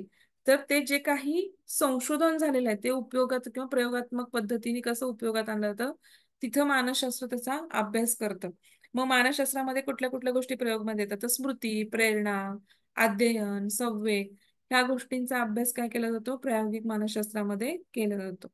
आता पुढचं मानसशास्त्र म्हणजे कोणतं येतं की जैविक मानसशास्त्र आपण म्हणू शकतो की सायकोबायोलॉजी किंवा म्हणजे आता मानवी शरीर काय आहे, जैविक मानसशास्त्र म्हणजे काय येतं की पूर्ण हाडामांसाचं आपलं शरीर आहे. म्हणजे स्नायू, हाडं, रक्त ह्याच्यासाठी आपलं काय केलेलं आहे, संपूर्ण शरीर बनलेलं आहे. आणि मेंदूमध्ये ज्या विविध क्रिया चालतात किंवा त्यातून आपल्या शरीरावरती काय होतं, नियंत्रण ठेवलं जातं. तर मग त्याच्यामध्ये केंद्रीय चेतासंस्था आली, स्वायत्त चेतासंस्था आली, अंतःस्रावी ग्रंथी आल्या. ह्या सगळ्यांचा समावेश काय होतो की त्यांना आपण जैविक संस्था किंवा न्यूरल पाथवेज म्हणतो. हम्म तर ह्या सगळ्या न्यूरल पाथवेजचा विचार का केला जातो, कारण आपल्या सगळ्या गोष्टी किंवा बुद्धी, मन आणि आपल्या भावना ह्या तिघं एकमेकाशी काय असतात की संलग्न असतात. अशा वेळेस मग आपल्या स्मृती कशा काम करतात, आपल्या भावना कशा काम करतात, आपले तर्क वितर्क कसे काम करतात, आपल्या अध्ययन पद्धती काय आहेत. तर ह्या सगळ्यांचा अभ्यास काय केला जातो की जैविक आधाराचा अभ्यास काय केला जातो, मानसशास्त्राच्या ज्या शाखेत केला जातो आपण त्याला जैविक मानसशास्त्र असं म्हणू शकतो. म्हणजे आता थोडक्यामध्ये आपण छिन्न मनस्कता, सिझोफ्रेनिया वगैरे जे आजार असतात ते ते सुद्धा केमिकल प्रॉब्लेम्समुळे येऊ शकतात. तर त्या गोष्टींचा अभ्यास पण आपल्याला इथं जैविक मानसशास्त्रामध्ये केला जातो. नंतर स्वास्थ्य मानसशास्त्र किंवा हेल्थ सायकोलॉजी. मग हेल्थ सायकोलॉजी मध्ये काय केलं जातं साधारणतः, तर आता आपण बघितलं की धावपळीचं जग आहे आपलं हे पूर्ण. आणि ह्याचा किती नाही म्हणलं तरी आपल्या काय होतं की शरीरावरती, आपल्या मनावरती चिंता, ताण, डिप्रेशन ह्या गोष्टींमुळे काय होतं की स्ट्रेस निर्माण होतो, मानसिक दबाव निर्माण होतो आणि मग त्याचा परिणाम काय होतो, शारीरिक स्वास्थ्यावरती पण होतो. मग अजून एक परिणाम होतो म्हणजे जीवनशैली बदलली आहे, व्यायामाचा अभाव आहे. आता वयाच्या 30 पासूनच हार्ट अटॅक, स्ट्रोकचं प्रमाण काय झालेलं आहे, वाढलेलं आहे. त्यामुळे काय होतं की मग हा हेल्थच्या ह्याच्यासाठी संदर्भात सुद्धा मानसशास्त्राचे काय होतात की मनोचिकित्से संबंधीचे आहार किंवा ते व्यसनांपासून ती दूर राहावा, ह्या हेल्थ सायकोलॉजी मध्ये ह्याचा काय केला जातो, अभ्यास किंवा ह्याच्या सूचना दिल्या जातात. त्याच्यानंतर आपण अजून काय पाहू शकतो की क्रीडा की स्पोर्ट्स सायकोलॉजी सध्या खूप मोठ्या प्रमाणामध्ये काय बघितलं आपण की स्पोर्ट्स सायकोलॉजीचा अभ्यास पण आपण खूप मोठ्या प्रमाणामध्ये केलेला आहे. की म्हणजे स्पोर्ट्समध्ये पण बघितलं की तुम्ही आता अलीकडच्या काळामध्ये पाहता की साधारणतः काय केलं जातं की अलीकडच्या काळामध्ये की ऑलिम्पियाड्स गेम्स म्हणा किंवा बरेच गेम्स जे आहेत, तर त्याच्यामध्ये काय होतं की तुम्ही आता सध्या सायकोलॉजिस्टचं प्रमाण जास्त प्रमाणामध्ये वाढलेलं आहे. कारण का, तर लोकांना म्हणजे खेळाडूंना काय होतं की ह्या सगळ्या गोष्टींच्या ह्याच्यामध्ये त्यांना खूप ठिकाणी काय होतं की डिप्रेशन किंवा अँझायटी किंवा कधी कधी ड्रग ॲडिक्शन ह्या गोष्टीमध्ये त्यांच्यामध्ये काय होतात की आपल्याला आढळून येतात. आणि मग अशा वेळेस काय होतं की आपल्याला विचार करावा लागतो की बाबा ह्या ठिकाणी अशा ठिकाणी काय करावं लागतं आपल्याला की सायकोलॉजीच्या लोकांची काय वाटते की आपल्याला गरज लागते. आणि मग त्याच्यानुसार आपण काय करतो, स्पोर्ट्स म्हणजे क्रीडा मानसशास्त्र म्हणून पण काय झालं की एक शास्त्र डेव्हलप झालं किंवा मानसशास्त्राच्या शाखेमध्ये ते एक शास्त्र डेव्हलप झालं. आता अं, पुढचं आपण काय लेक्चर कोणाचं आहे पुढचं तुमचं? राम राम सरांचं. हा, राम राम सरांचं. राम सरांचे बर. तर आता पुढच्या आपल्या अभ्यास पद्धती आहेत. तर मी तुम्हाला फक्त सुरुवात करून देते अभ्यास पद्धतीमध्ये. आपण आता तुम्ही कोणी सांगेल का किती अभ्यास पद्धती आहेत? कुणाकडे आहेत का समोर नोट्स?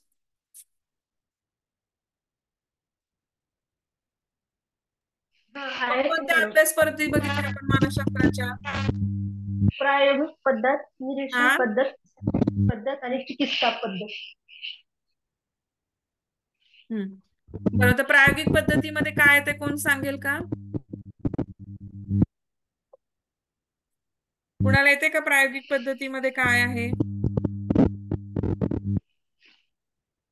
काय बघितलं होतं आपण प्रायोगिक पद्धतीमध्ये? प्रायोगिक पद्धती म्हणजे प्रॅक्टिकल प्रयोग केला जातो आणि एक ठाम निष्कर्ष दिला जातो त्याच्यामध्ये. हा, सर्वात लोकप्रिय पद्धत आहे ही. कारण का, की विश्वसनीयता जास्त आहे. प्रयोगामध्ये काय होते की आपल्याला लगेच रिझल्ट दिसतो, त्यामुळे काय होते की सगळ्यात जास्त विश्वसनीयता आहे. आणि संपूर्ण परिस्थितीवरती आपलं काय होतं की नियंत्रण ठेवता येतं आपल्याला. तर तसं इथं त्यांनी प्रयोग म्हणजे काय, तर एखाद्या नियंत्रित परिस्थितीमध्ये आपण काय करतो की परिवर्तनामध्ये किंवा ह्याच्यामध्ये बदल घडवून आणता येतो आपल्याला.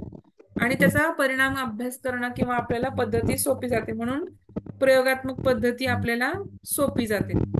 ह्याच्यावरती काही वेगळ्या त्याचे टाइप्स वगैरे आलेले आहेत का कुठं प्रश्नांमध्ये? कारण आपण टाइप्स घेतलेले नाहीयेत ह्याचे. खूप डिटेलमध्ये आहेत ते टाइप्स, त्यामुळे आपण त्याचे टाइप्स नाहीत घेतलेले. पण ठीक आहे, म्हणजे मला तर वाटतं की एवढं सफिशियंट आहे तुम्हाला.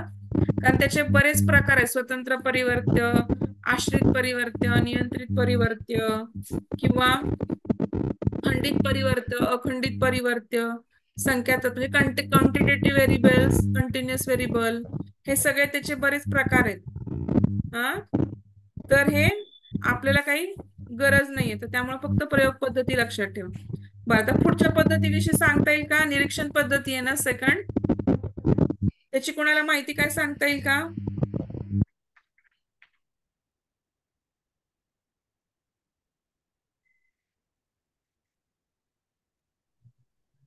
काय आहे निरीक्षण पद्धतीमध्ये? फायदे काय आहेत, दोष काय आहेत?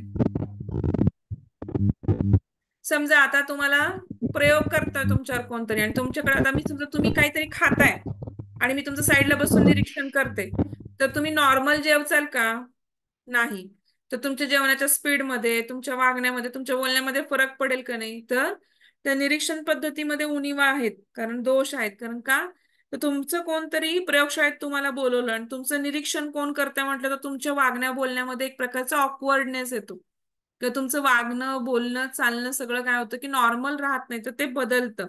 की तुमचं निरीक्षण कोणतरी करताय म्हटलं की तुमचं सगळं वागणं काय होतं, बदलतं, वर्तनामध्ये पण पूर्णपणे बदल घडतो. तर तुम्ही आता म्हणजे तुमच्या कॉलेज लाईफ किंवा तुमच्या स्कूल लाईफ किंवा तुमच्या नॉर्मल लाईफ मध्ये पण तुम्ही हसता, खिदळता, मित्रमैत्रिणीशी बोलता, कारण तर ते नॉर्मल लाईफ जगता, तुमच्याकडे कोण बघत नसतं त्यावेळेस. परंतु जोर तुमच्याकडे कोण निरीक्षण करताय म्हणलं की तुम्ही हळूच गुपचूप चालायला लागता, बोलायचं बंद करता, हसायचं बंद करता. तर त्यामुळे निरीक्षण पद्धतीमध्ये काय होतं की हा एक त्रुटी आहे निरीक्षण पद्धतीची, की निरीक्षण पद्धतीमध्ये लोकांचं त्यांना एकदा कळालं की आपण निरीक्षण करतो, तर त्यांचं वर्तन काय होतं की नैसर्गिक किंवा स्वाभाविक वर्तन काय होतं, पूर्णपणे बदलतं. तर मग अशा वेळेस काय करतात, निरीक्षण पद्धतीला कॅमेरे लावले जातात.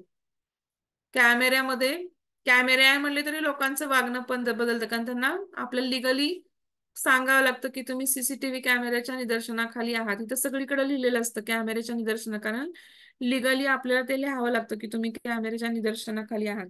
तर तसं इथं त्यांना काय कर म्हणजे आपण इथे एक काम करू शकतो की हळूवारपणे आपण कॅमेरे म्हणजे लावून आपण म्हणजे कॅमेरा आहे सांगू शकतो, पण प्रत्येक वेळेस 24 तास काही लोकांच्या लक्षात राहत नाही आणि मग कॅमेऱ्यामध्ये नॅचरल आपलं डेली लाईफ आपलं गुजरू शकतं किंवा आपण हे करू शकतो. आणि त्याचं काय होऊ शकतं, त्याच्यानुसार आपण काय करतो, कामगारांचं अनालिसिस करू शकतो, किती वेळ बसतात, काय करतात, काम किती स्पीडनी होतं, आणि मग त्याच्यानुसार आपण किती वेळ ते निष्क्रिय राहतात, त्यांचं वर्तन कसं आहे, ह्या सगळ्या गोष्टीचा अभ्यास आपण काय करू शकतो की कॅमेऱ्याद्वारे करू शकतो किंवा आपल्या त्या सर्किट टीव्हीद्वारे किंवा ह्याच्याद्वारे आपण पाहू शकतो. आणि ह्याच्यामुळे काय होतं की निरीक्षणात्मक ह्याचा आपण अशा प्रकारे अभ्यास करू शकतो. आता ह्याचा अभ्यास कुणी केला की गुडॉलने. तिने काय केलं की संपूर्ण जीवन आपलं चिंपांजींच्या अभ्यासावरती घालवलं. गुडॉल म्हणून जी शास्त्रज्ञ होती, तिने काय केलं की साधारणतः वर्षानुवर्ष आफ्रिकेच्या जंगलात जाऊन त्या एकट्या बसायच्या आणि तिथल्या प्राण्यांच्या जीवनाचा सखोल अभ्यास करायच्या. आणि त्यांनी त्यांच्या स्वभावावर, चिंपांजीचा जो स्वभाव आहे त्यांची सूक्ष्म माहिती सगळ्या जगाला किंवा लोकांना प्राप्त करून गेली. आणि इतके मोठं निरीक्षण कार्य कुणीच केलं, हे उदाहरण आहे, निरीक्षण पद्धतीतलं एक उदाहरण आहे चिंपांजींचं. त्यांनी काय केलं की जंगलामध्ये, आफ्रिकेच्या जंगलामध्ये कंटिन्युअसली राहून त्या गुडावलनी काय केलं की खूप निरीक्षण केलं चिंपांजींचं. आणि नैसर्गिक त्यांच्या खाण्याच्या सवयी, त्यांच्या संगोपनाच्या सवयी, त्यांच्या प्रजनन क्रिया, त्यांच्या पिल्लांचं संगोपन करण्याच्या पद्धती, त्यांना ह्या सगळ्या गोष्टींचं निरीक्षण इतक्या मोठ्या प्रमाणात केलं की एवढं मोठं कार्य आजपर्यंत कुणी केलं नसेल. आता मुलाखत किंवा इंटरव्ह्यू, तर ह्याच्यामध्ये काय करायचं असतं, इंटरव्ह्यू मध्ये आपल्याला एखाद्या व्यक्तीची म्हणतो का एका वेळेस आपण 4-5 व्यक्तींची मुलाखत पण घेऊ शकतो, प्रत्येकाला एक एक प्रश्न विचारू शकतो. तर प्रश्न विचार आणि माहिती मिळवा सगळ्यात सोपा उपाय आहे. तर ह्या प्रश्नावलीमध्ये काय केलं जातं, तर साधारणतः तुम्ही बघा की तुमचा एखादा मित्र दुःखी आहे तर तुम्ही त्याला विचारता की बाबा तुला काय झालंय, किंवा तसंच इथं कसं असतं की म्हणजे आपला जो क्लायंट आहे किंवा मानसशास्त्रातला, त्याचं काय केलं जातं की बऱ्याच प्रमाणाचे प्रश्न आपण काय करतो, विचारतो आणि त्यांना टेप रेकॉर्डर चालू ठेवतो मुलाखत, आणि ते टेप रेकॉर्डरवरती आपण रेकॉर्ड करतो आणि त्याच्यानंतर परत ते रिवाइंड करून किंवा ते ऐकून ऐकून आपण कागदावरती काय करतो की नोट्स काढतो. आणि परत कदाचित आपल्या इंटरव्ह्यू मध्ये आपल्याला काही त्रुटी आढळल्या तर आपण त्या परत प्रश्न विचारून त्या त्रुटी भरून काढू शकतो. आणि अशा प्रकारे काय करता येतं की आपल्याला ते मुलाखतीमध्ये पण स्वातंत्र्य किती द्यायचं, किंवा मुक्तपणे काही गोष्टी काय करतात व्यक्ती मनात येईल ते मुक्तपणे उत्तर द्यायचं स्वातंत्र्य लोकांकडे नसतं किती नाही म्हणलं तरी. तर त्या मुलाखतील प्रश्नांची उदाहरणं आपल्याला म्हणजे फार उपयोगी पडतील अशी नाही, परंतु बऱ्याच प्रमाणामध्ये उपयोगी पडतात. हा, तर म्हणजे आता असे प्रश्न असू शकतात, उदाहरणार्थ आपण असं घेऊ शकतो की बाबा तुम्हाला तुमच्या कुठल्या वर्तनामध्ये बदल घडवून आणावा असं वाटतं, पण एखादा सहजपणे सांगतो की मी खूप रागीट आहे आणि मला माझा हा राग कमी करावा असा वाटतो, असं म्हणू शकतो. नंतर दुसरा प्रश्न, तुम्हाला तुमच्या सहकार्याच्या कुठल्या गोष्टी प्रशंसनीय वाटतात, म्हणजे एखाद्या व्यक्ती, तुम्ही आता कॉर्पोरेट वर्ल्ड मध्ये काम करता, मग तुमचं सहकार्य तर त्याच्या कुठल्या गोष्टी चांगल्या वाटतात तुम्हाला, मग त्याचं डिसिप्लिन चांगलं वाटतंय, त्याचं वेळेवर येणं, टाइमवर येणं मला चांगलं वाटतं, किंवा त्याचं रिप्रेझेंटेशन करणं मला चांगलं वाटू शकतं. तर असं ते काही चांगलं वाटतं ते आपण उत्तरामध्ये लिहू शकतो. नंतर तुमचं ध्येय काय आहे, तुम्ही ते का निवडलं, मग त्याच्यानुसार आपल्याला त्या व्यक्तीच्या सगळ्या गोष्टींचा आपल्याला काय करू शकतो, आढावा घेता येऊ शकतो. असं आपण मुलाखतीद्वारे विस्तृत माहिती काय करू शकतो, सायकोलॉजीची घेऊ शकतो. मग त्याच्यामध्ये प्रश्नावली पद्धत असू शकते, किंवा गुगलवरती आपण प्रश्न पाठवून ऑनलाईन किंवा ईमेलद्वारे प्रश्न पाठवून आपण त्यांचा इंटरव्ह्यू घेऊ शकतो, किंवा समोरासमोर पण पर्सनली आपण त्यांचा इंटरव्ह्यू घेऊ शकतो. नंतर सर्वेक्षण पद्धती, सर्वे मेथड आहे. हा, तर सर आले की सांगा बरं का मला. सर्वे मेथड मध्ये साधारणतः काय असतं की आपण मानसशास्त्रामध्ये काय असतं की एकाच वेळी अनेक लोकांची आपल्याला मतं जाणून घ्यायचे, असं एखादा ग्रुप किंवा एखादा 100-200 लोकांची मतं जाणून घ्यायचे, तर अशा वेळी काय केलं जातं की साधारणतः आता आता आता एक विषय पकडा तुम्ही की समाजातील सगळ्या युवा लोकांच्या वरती हिंसक म्हणजे पिक्चर मधील मूवी मधील सगळ्या हिंसक गोष्टींचा युवा पिढीवरती होणारा परिणाम मला त्याचा अभ्यास करायचा आहे. हा म्हणजे माझा हा रिसर्च पेपर आहे समजा मानसशास्त्रातला. तर मग मी काय करणार, मला आता 100-200 लोकांचा तर अभ्यास करावा लागणार युवा मुलांचा. तर मग अशा वेळेस मी प्रत्येकाला पर्सनली जाऊन भेटू शकते का? नाही. अशा लोकांना मला काय करायला लागते, 100-200 लोकांना मला असं काहीतरी दुसरी गोष्ट बघायला म्हणजे ह्याला सर्वेक्षण पद्धती म्हणतात. तर इथं काय केलं जातं की एकाच वेळेस खूप लोकांच्या बॉबचा किंवा अत्यंत अल्प कालावधीमध्ये खूप मोठ्या समूहाचा काय केला जातो की माहिती किंवा हे आपल्याला काय केलं जातं, दीर्घकाळ अभ्यास केला जातो. आणि सर्वेक्षणामध्ये काय होतं की प्रश्नावलीचा उपयोग केला जातो. म्हणजे मी आता एखादा प्रिंटआउट काढणार किंवा मी गुगलवरती प्रश्नावली पाठवणार किंवा ईमेलद्वारे प्रश्न पाठवणार आणि त्यांची उत्तरं मी सगळी कलेक्ट करणार आणि त्याचं मी अनालिसिस करणार, क्वांटिटेटिव्ह अनालिसिस, स्टॅटिस्टिकल अनालिसिस करणार.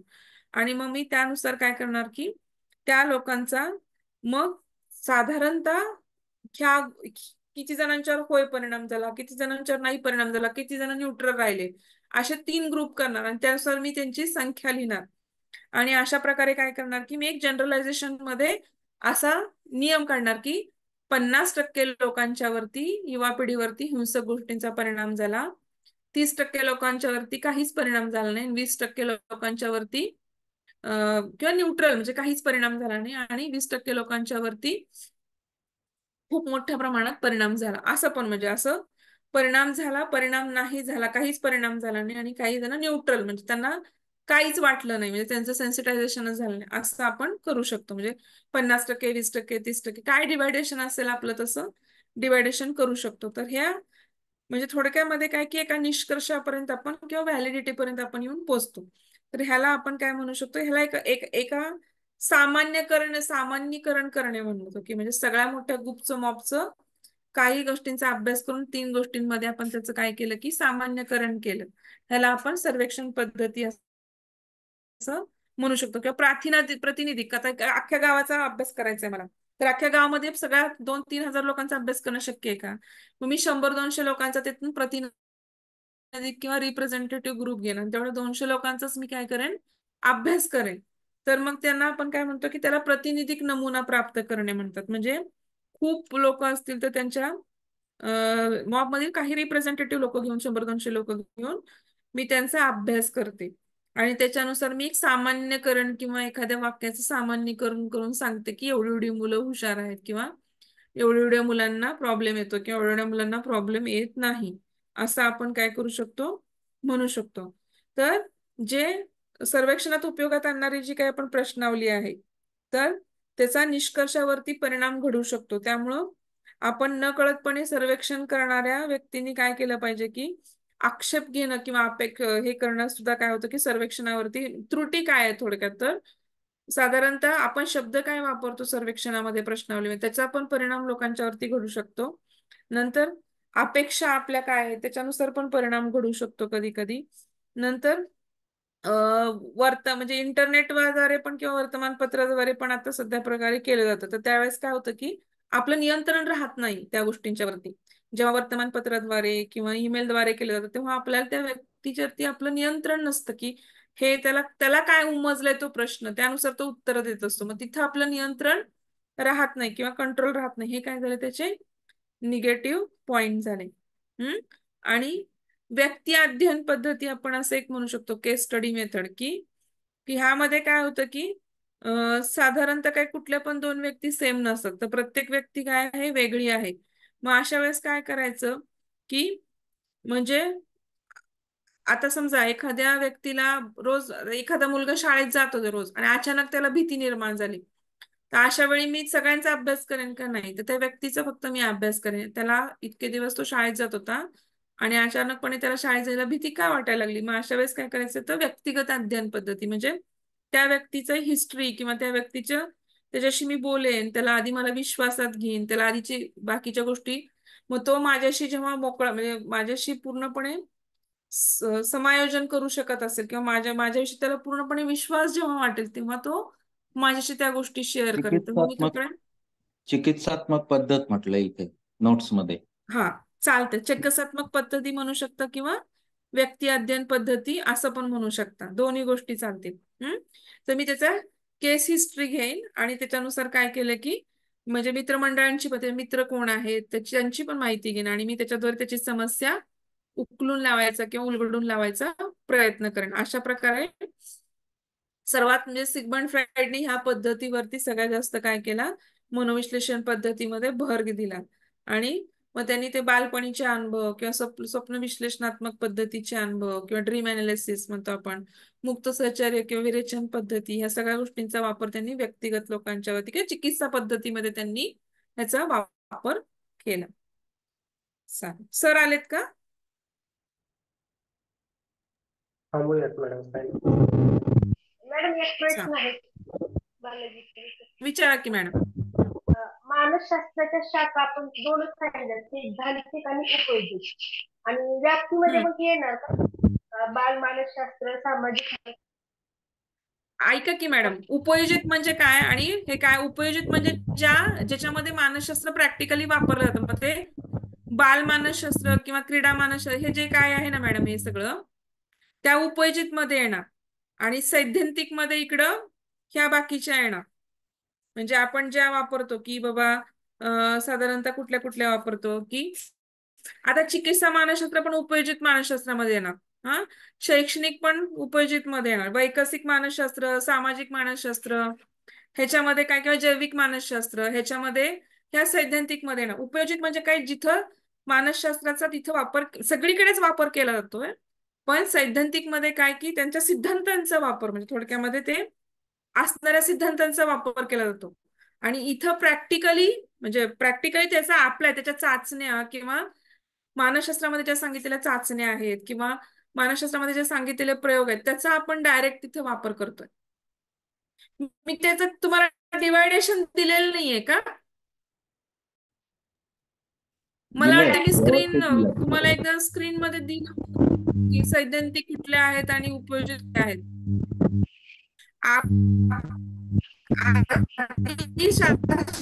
शाखा 2 सैद्धांतिक आणि उपयोजित, आणि मेडिकल 6 आहेत आणि उपयोजित मध्ये 6 आहेत. बरं ठीक आहे, मी तुम्हाला ते परत एकदा पाठवते मॅडम, ते वेगळं करून पाठवते. अजून काही त्यात नाही, प्रश्न व्यवस्थित आहे आहे का ते. कुठला दुसरा? नाही, हा व्यवस्थित आहे मॅडम तिथे. ठीक आहे, काय अडचण नाही. फक्त इथे झालंय काय की पहिल्यांदा त्यांनी पहिल्या फंक्शनल ब्रँचेस किंवा सैद्धांतिक 6 सांगितल्यात. त्याच्यामध्ये वैकासिक मानसशास्त्र, बालमानसशास्त्र, हम्म सामाजिक मानसशास्त्र, हम्म बोधनात्मक मानसशास्त्र, प्रायोगिक मानसशास्त्र, हम्म अपसामान्यांचं मानसशास्त्र, आणि हम्म त्यानंतर उपयोजित शाखा. उपयोजित मध्ये शैक्षणिक मानसशास्त्र, दुसरं चिकित्सा मानसशास्त्र, समुपदेशन हम्म मानसशास्त्र, गुन्हेगारी मानसशास्त्र, क्रीडा हम्म मानसशास्त्र, औद्योगिक मानसशास्त्र. हम्म. 6 बरोबर. उदाहरणं आहेत प्रत्येकी. 6 उदाहरणं आहेत आणि त्याच्यामध्ये काय करायचं की हा 15 मार्काला असेल तर प्रत्येकाचं एक्सप्लेन करत जायचं थोडं थोडं. आलं हम्म. का तुम्हाला लक्षामध्ये? आधी आधी मानसशास्त्र म्हणजे काय आहे किंवा मानसशास्त्र शब्द कुठून आला आणि मानसशास्त्र म्हणजे काय हे सर्वात, आणि तत्वज्ञानापासून थोडं ते प्रस्तावना लिहायची. आणि त्याच्यानंतर मानसशास्त्राच्या शाखा 2 भागामध्ये सैद्धांतिक मध्ये 6 लिहा आधी, आणि मग स्टेप बाय स्टेप सगळं एक्सप्लेन करत जा. हा कळलं ना मॅम? सविता मॅम कळलं का? हो चालेल. चल, थँक्यू. पुढचे लेक्चर जर घेणार असेल तर मग मी त्यावेळेस पुढचं बाकीचं कव्हर करून टाकू. हा कुठल्या नोट्स राहिल्या नाहीत ना माझ्याकडनं?